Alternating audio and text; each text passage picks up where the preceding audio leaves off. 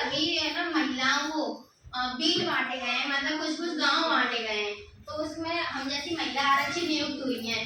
जैसे आप सभी लोग जो सिपाही हैं या दरोगा जी हैं, उनको अपनी समस्या नहीं बता पाते हैं, तो इसके लिए कुछ कुछ गांव, जैसे मुझे 10 गांव मिले हैं, तो उनके लिए बीट आरक्षी नियुक्त हुए हैं ना। बीट आरक्षी कहते हैं, अब उनका नया नाम कर दिया गया है शक्ति दीदी। तो हमको शक्ति दीदी कहा जाता है उसके लिए। तो जैसे महिलाएं हैं घरों में रहती हैं, ज्यादातर कुछ महिलाएं हैं बाहर जाती हैं, तो किसी किसी को कानून के संबंध में मतलब जानकारी रहती है, किसी किसी को नहीं रहती है। तो उसी के लिए हम यहाँ चौपाल लगा लगा के सबको जागरूक करते हैं, महिलाओं को सारी योजनाओं के बारे में बताते हैं, उनको कानून संबंधी सारी जानकारी देते हैं। महिला हेल्पलाइन नंबर जो चलाए जा रहे हैं उनके संबंध में जानकारी देते हैं। जैसे आपके साथ अभी कोई घटना घटित हो जाती है, तो आप इधर उधर पूछते हो, आप लोगों को जानकारी नहीं रहती है कि हमें क्या करना चाहिए। आप लोगों को जानकारी रहेगी तो आप खुद मतलब जाके ये कर सकते हो कि हमें यहाँ जाना है, यहाँ करना है, इस नंबर पे कॉल करना है। और अगर जानकारी नहीं रहेगी तो इससे पूछेंगे, कोई गलत बताएगा, कोई कहीं ठगी कर लेता है, कोई कहीं यहाँ से बचा लेंगे, वहां से बचा लेंगे, इतने रुपए दे दो, इतने रुपए दे दो, ऐसे हो जाता है ना। सबके साथ जानकारी नहीं होगी तो सबके साथ ये होगा। तो सबसे पहले तो मैं आपको महिला हेल्पलाइन नंबर के बारे में बताऊंगी। जैसे आपके घर में आपकी बेटियां भी होंगी, बेटियां या रिश्तेदारी में समय आप लोग भी, जैसे आप लोग बाजार जाते हैं, मार्केट वगैरह में कोई भी खरीदारी करने जाते हैं, या बस वगैरह में किसी रिश्तेदारी में आप लोग जा रहे हैं, तो आदमी वगैरह आपको कोई छेड़छाड़ करता है, आप लोगों को एक तो पता चल जाता है कि कोई आदमी हमें किस नीयत से देख रहा है। सबको पता चल जाता है ना कि इसकी क्या नीयत है देखने की हमें। और आप किसी का छूना भी समझ सकती हो कि हमें किस नीयत से छू रहा है, ये मतलब अच्छी तरीके से छू रहा है या बुरी तरीके से छू रहा है, ये पता चल जाता है सब महिलाओं को। अगर आपको कोई ऐसे बस में छेड़छाड़ करने की कोशिश करता है, कोई टच कर रहा है आपको बार बार, या आप सब लोग फोन वगैरह सब यूज करते हैं, कोई फोन करके आपको अश्लील बातें कर रहा है, कोई कॉल करके आपको बार बार कॉल कर रहा है और परेशान कर रहा है, या आपकी बच्चियों को कोई परेशान कर रहा है, कोई स्कूल कॉलेज कोचिंग सेंटर सब जाती होंगी, वहाँ गली नुक्कड़ पे लड़के खड़े रहते हैं, कोई लड़के बार बार उनको कमेंट बाजी कर रहे हैं, कोई जबरदस्ती हाथ पकड़ लेता है, या कुछ कोई भी घटना घटित हो सकती है सब बच्चियों के साथ भी। तो इसके लिए वुमेन हेल्पलाइन नंबर चलाए जा रहे हैं, तो आप लोग नोट कर लीजिएगा और अपनी जाके बच्चियों को भी बताइएगा। वैसे हम लोग एंटी रोमियो करते हैं, जगह जगह जाके सब बच्चियों को बताते हैं, लेकिन जो बच्चियां घर में रहती हैं उनको नहीं जानकारी है, तो आप लोग जाके अपनी बच्चियों को बताइएगा। तो इसके लिए महिला हेल्पलाइन नंबर है 1090 और 181, दो हेल्पलाइन नंबर है। माननीय मुख्यमंत्री जी का भी हेल्पलाइन नंबर है 1076, वहाँ आप डायरेक्ट कॉल कर सकती हैं। तो इसके लिए अगर कोई भी परेशानी होती है, कोई भी आपको छेड़छाड़ कर रहा है, कोई भी फोन करके आपको बार बार परेशान कर रहा है, आपकी बच्चियों का कोई रास्ते में आते जाते पीछा कर रहा है, कोई भी उनका जबरदस्ती हाथ पकड़ रहा है, आपको कॉल करके परेशान कर रहा है, स्कूल में कोई टीचर परेशान कर रहा है, ज्यादातर ये होता है ना बच्चियां, एक तो आप लोग अपने बच्चों से थोड़ा इतना क्लोज हो जाइए, मतलब उनके एक तरीके से दोस्त बन के रहिए। कभी कभी मम्मियां डरा देती हैं अपनी लड़कियों को, तो ये होती है अगर कुछ लड़की के साथ कोई घटना घटित होती है तो वो घर आके बता नहीं पाती, ये होता है ना, डर जाती है बच्चियां कि हम घर जाके कहेंगे तो मम्मी उल्टा हमसे चिल्लाएंगी।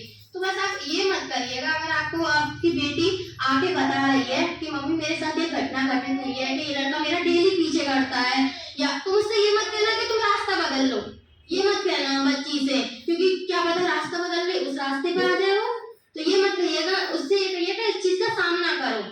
तो उससे कहिएगा हेल्पलाइन नंबर 1090 पे कॉल करे।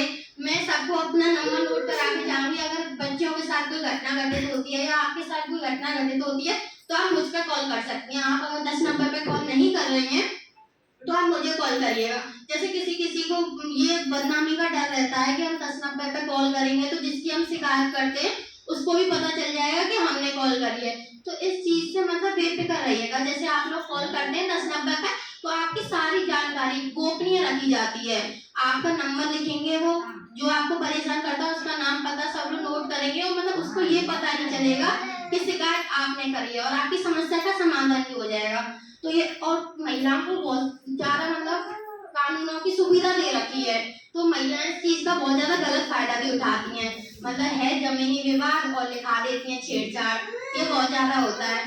तो मतलब अगर आपको कानून दिए जा रहे हैं, इतने कानूनों का अधिकार दिया जा रहा है, महिलाओं की सुविधा के लिए दिया जा रहा है, ना कि बेवजह आप किसी को फंसाइए जाके, ये मत करिएगा, क्योंकि ये होता है ना फिर हम लोग छांट नहीं बोल रहा है और कौन झूठ बोल रहा है। हमें फिर हम सबको उसी नजरिए से देखते हैं, फिर किसी कोई अगर सच में रो भी रहा होगा तो हमें ये लगेगा कि ये फर्जी बोल रहा है, लगता है ना ऐसे, क्योंकि ज्यादातर आजकल यही हो रहा है। तो अगर आपके साथ ऐसी कोई भी घटना घटित होती है तो आप अगर सच में हुआ है तो ही थाने तक जाइएगा। ज्यादातर पति पत्नी का विवाद है या वैसा कोई सास का बहू का ऐसा कोई विवाद है तो उसे तो घर में सुलझाइएगा, अपनी तरफ भी देखिएगा, क्या पता आपकी गलती हो, सास और पति की ना गलती हो। आप ये मतलब सोचिएगा कि किस चीज पर झगड़ा हो रहा है, उस चीज का। तो एक तो मैं आपको योजना के बारे में बताऊंगी। तो सबसे पहले मैं बताऊंगी आपको, मुख्यमंत्री कन्या सुमंगला योजना शुरू की गई है।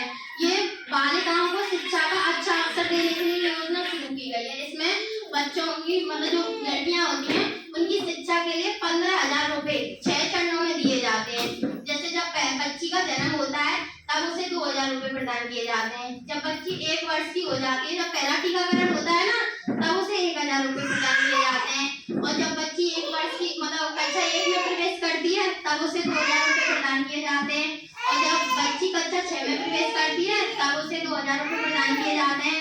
और जब बच्ची कक्षा 9 में प्रवेश करती है तब उसे मतलब 3,000 रुपए प्रदान किए जाते हैं। और जब बच्ची 10वीं और 12वीं पास कर लेती है ना, उसके बाद या तो वो 2 वर्ष का डिप्लोमा करे या इससे अधिक अवधि के लिए डिप्लोमा करे, कोई भी BA BSc कोई भी कोर्स करे, तो उसके लिए उसे 5,000 रुपए प्रदान किए जाते हैं। तो इसके लिए आप यहाँ पंचायत सहायक है, कंप्यूटर रखे हुए हैं यहाँ, आप इनसे बोल दीजिएगा अगर बच्ची है तो ये घर मतलब परिवार की 2 बच्चियों को इस योजना का लाभ मिलेगा। अरे ऐसे है तो ये फॉर्म भर देंगे, आपका वेबसाइट में इसमें लिखी हुई है, आप लोगों को ये मिले है ना सबको, इसमें वेबसाइट लिखी हुई है और सारी योजना लिखी हुई है। इसमें आप देख लीजिएगा कि किसका आवेदन करना है। और एक है प्रधानमंत्री मातृ वंदना योजना। ये जो महिलाएं गर्भवती होती है ना, उनकी बच्चे की देखभाल के लिए 4 चरणों में दिए जाते हैं 6,000 रुपए।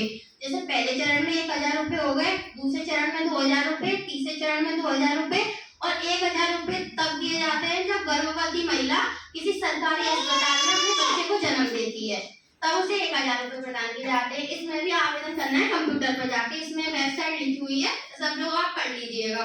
और एक ऐसे होते हैं ना गरीब परिवार हैं, अपनी लड़की का विवाह नहीं कर सकते हैं, तो इसके लिए भी योजना चलाई गई है, मुख्यमंत्री सामूहिक विवाह योजना। सामूहिक सम्मेलन होते हैं ना, विवाह होते हैं वहाँ, तो उसके लिए सरकार 51,000 रुपए देती है पूरा खर्चे के लिए।